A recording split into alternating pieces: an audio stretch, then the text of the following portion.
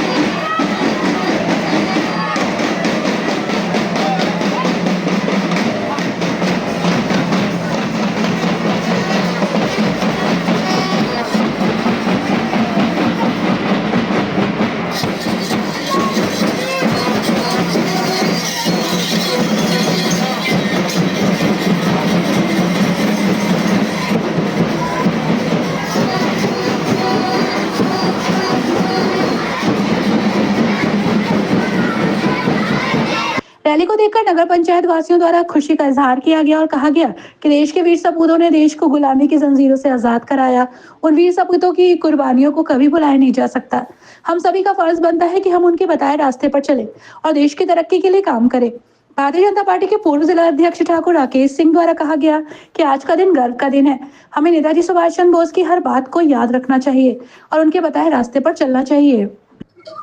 हम सबको जैसा ज्ञात है, आज 23 जनवरी है और 23 जनवरी को नेताजी सुभाष चंद्र बोस जो स्वतंत्रता सेनानी युद्ध के महान क्रांतिकारी थे, उनका जन्म दिवस है।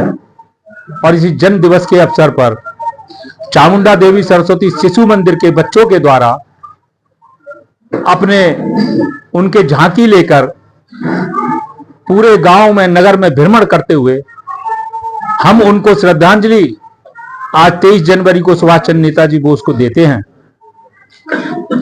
23 जनवरी ठीक गणतंत्र दिवस 26 जनवरी से पहले आगमन होता है और भारत की सरकार ने 23 जनवरी के दिन को पराक्रम दिवस के रूप से मनाने का निश्चय किया है।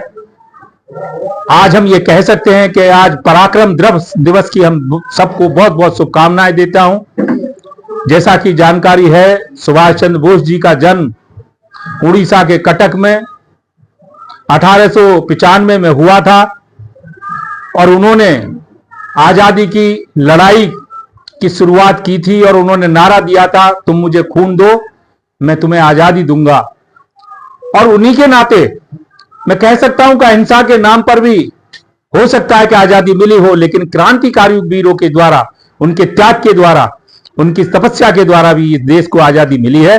जो ये अवसर आज उनको सत सत नमन करने का है। मैं बहुत बहुत श्रद्धांजलि अपने नेताजी को देता हूं। वहीं पागबाड़ा चेयरमैन मोहम्मद याकूब द्वारा नेताजी सुभाष चंद्र बोस को श्रद्धांजलि दी गई। कहा गया कि नेताजी सुभाष चंद्र बोस ने हमें खुली हवा में सांस लेने का मौका दिया। हम प्रण लेते हैं कि देश हित में कार्य करते रहेंगे और देश की बुलंदी तक ले जाने का काम करेंगे। आज चामुंडा देवी शिशु मंदिर पागबाड़ा पहुंचे हम और वहां से रैली का निकाला गया, रैली को, और पूरे पागबड़े में भ्रमण किया गया। उस रैली में दर्शाया गया सुभाष चंद्र बोस की झांकियां बनाई गई।